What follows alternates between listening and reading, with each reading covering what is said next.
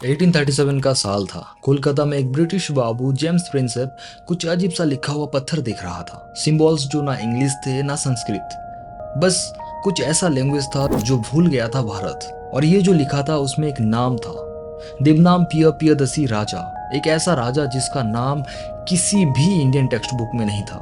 ना पंडित जानते थे, ना राजा, ना ब्रिटिश। क्या आप बिलीव करेंगे कि इस दुनिया के सबसे शक्तिशाली एम्परर्स में से एक, जिसका सिंबल आज भारत के नेशनल एम्बलम में है, उनको हम भूल गए थे।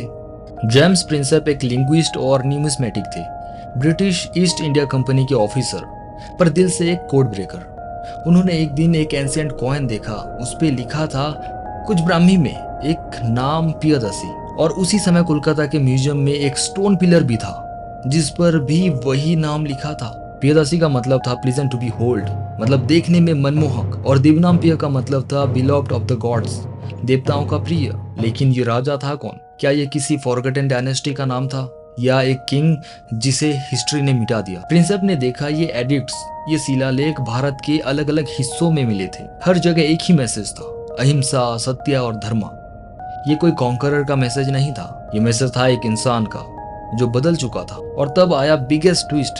श्रीलंका के बुद्धिस्ट टेक्स्ट में मेंशन था अशोक द ग्रेट का। ये एंशिएंट बुद्धिस्ट क्रॉनिकल्स बताते हैं कि एक मौर्यन सम्राट था जिसका नाम था अशोक। उसने बाद में फिर बुद्धिज्म अपना ली और उसने लिखवाए थे ये एडिक्ट्स। ब्रिटिश शौक थे, इंडियन स्कॉलर्स ढूंढ हुए।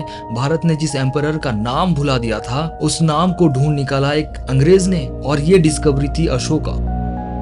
पर सबसे बड़ा सवाल ये था, अशोक जैसे महान राजा जिसका राज्य इतना बड़ा था, जिसके एडिक्ट्स भारत भर में है, उसका नाम हम भूल कैसे गए?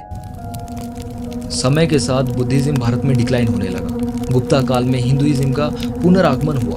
बाद में इन्वेजन और लूट ने बुद्धिस्ट टेक्स्ट और साइट को मिटा दिया। फिर आए ब्रिटिश, जिन्होंने एक और हिस्ट्री लिखी जिसमें अशोक गायब थे। एक किंग जिसके 1 लाख लोग मारने के गिल्ट ने उसे महान बनाया, उसका नाम साइलेंस में खो गया। अशोक ने तलवार से राज्य जीता, पर उससे बनाया धर्म ने। उन्होंने लिखा सभी धर्मों का सम्मान करो। उन्होंने लिखा इंसानों के जीवन से बढ़कर कुछ भी नहीं।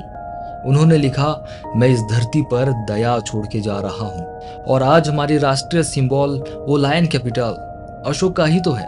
लेकिन अशोक का ये रूप तब बना जब उसने एक जंग देखी जिसमें खून ही खून था। कलिंग के जंगलों में लाशों के पहाड़ों पर एक सम्राट का दिल टूट गया। उस रात एक किलर एक राजा बन गया एक फकीर। अगला part Ashok the ruthless warrior में उस कहानी का सच जानेंगे जो कभी किताबों में पूरी नहीं लिखी गई।